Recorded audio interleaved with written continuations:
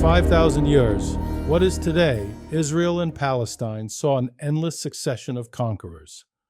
However, modern DNA studies reveal that those conquerors never replaced the indigenous population. Palestinians today exhibit significant genetic continuity with the Bronze Age inhabitants of the region historically known as Canaan. Let's examine how the descendants of the Canaanites survived through linguistic, cultural, and religious adaptation, sometimes voluntarily and sometimes under coercion. In the late Iron Age, the local Canaanite Semitic languages, including Hebrew, were replaced by Aramaic, the imperial language of public life of the Persian Empire. Alexander the Great's conquest ushered in centuries of Hellenization, during which Greek replaced Aramaic. Rome inherited this system, maintaining Greek as the lingua franca of the Eastern Mediterranean.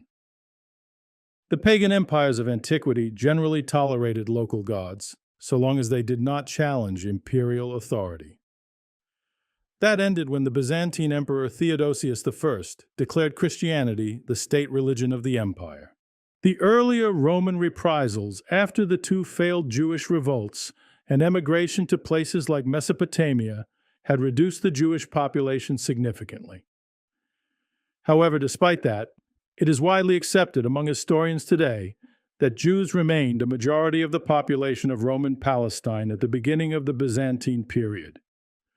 Over the next 300 years of Christian rule, religious persecution and forced conversions wiped out pagan practices and reduced the Jewish population in Palestine to around 5%.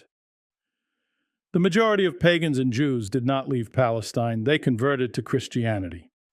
The Arab conquests in the 7th century brought an end to the Byzantine religious persecutions, stabilized the Jewish population at around 5%, and ushered in a long process of Arabization.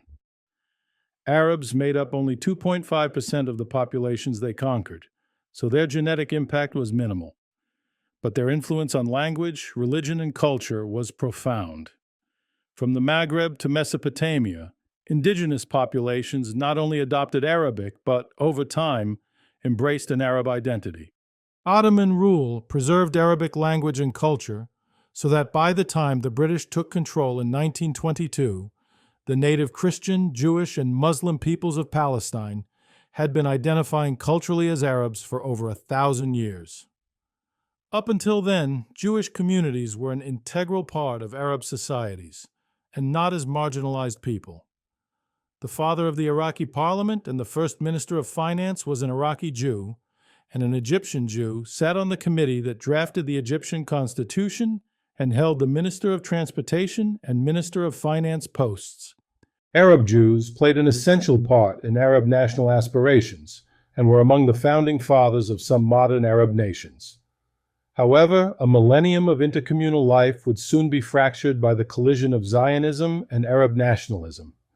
The story of the descendants of the ancient Canaanites is a 5,000-year chronicle of remarkable genetic continuity and the assimilation of a succession of languages, religions, and cultures.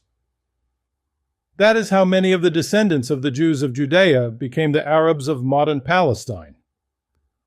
It's a tragic irony that European Jews claiming birthright to the land of Palestine drove out the indigenous population, who were genetically much more closely related to the ancient Israelites than the Europeans who displaced them.